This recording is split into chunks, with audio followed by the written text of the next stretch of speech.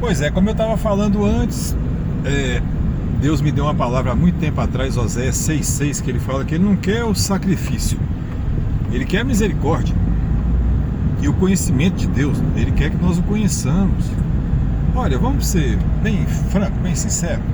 Qualquer pessoa inteligente vai querer conhecer o seu Criador, o dono do mundo, e saber qual a proposta que ele tem para nós, e analisar se ela é boa ou ruim. E quando você conhece, você vê que ela é boa.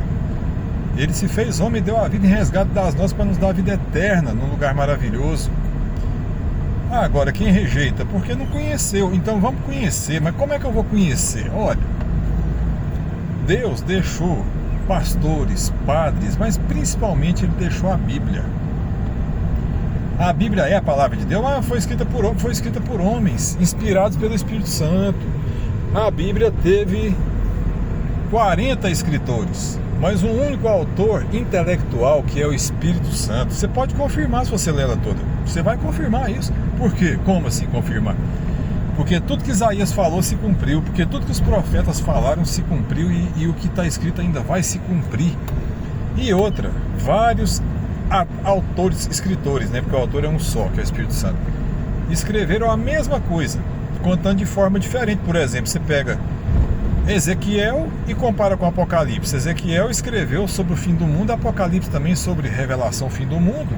Compara os dois para você ver, mas um plagiou do outro. Não. A questão é que só tem um autor intelectual em uma única verdade. E se você tem curiosidade de saber essa verdade, porque creio eu que mesmo um ateu inteligente, ele vai ter a curiosidade de querer conhecer a Bíblia. Afinal de contas, é o livro mais lido no mundo, né? É o principal livro do mundo. Eles são 66 livros dentro da Bíblia. Não é um livro só, são 66 livros. O Antigo Testamento todinho testifica de Jesus. Jesus mesmo falou isso em João 5, que a Bíblia, os profetas testificaram dele, né?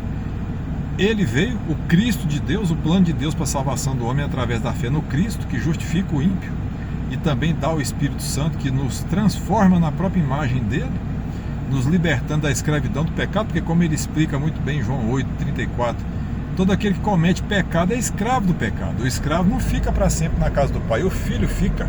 E se ele, que já é filho, vos libertar verdadeiramente, sereis livres. Então a proposta de Deus, ela é muito boa para todos nós.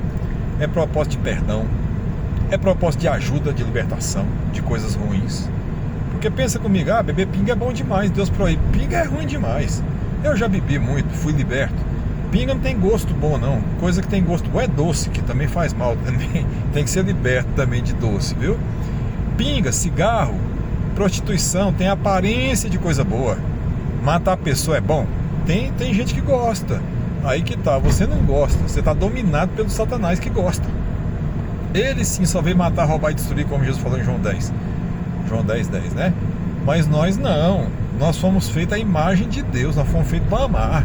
A pessoa, quando aprende a gostar da maldade, é porque está muito pervertido, muito corrompido, muito enganado, muito aprisionado por Satanás. Ele está escravizado por Satanás. Ele pensa que gosta. Quando ele é liberto, como eu fui de muitas coisas, você vê que você nunca gostou. Você era um escravo.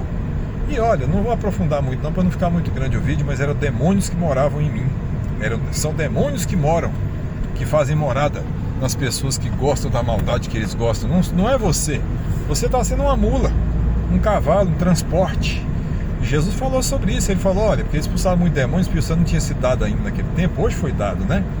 E ele falou, quando o demônio sai de um homem, ele anda por lugares áridos, não encontra descanso, não encontra sossego.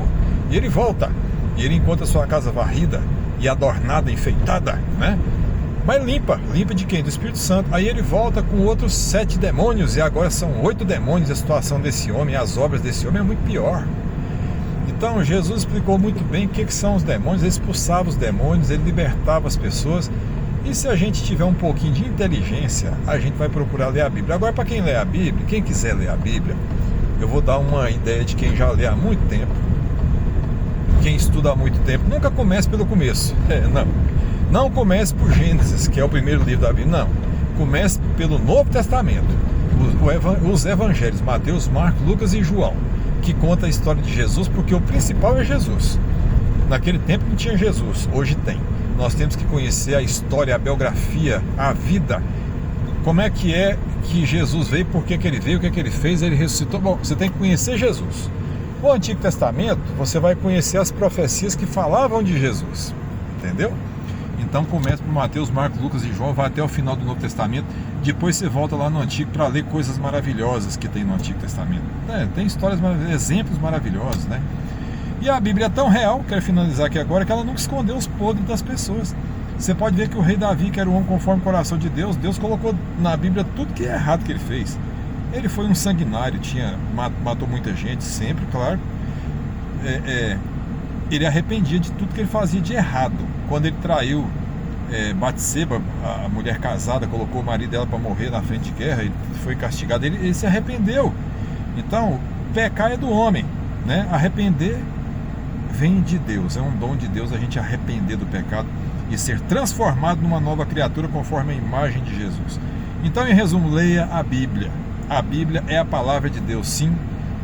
Ela foi escrita por homens, mas ela foi inspirada pelo Espírito Santo. Só tem um autor intelectual que é o Espírito Santo de Deus, e é o manual do ser humano.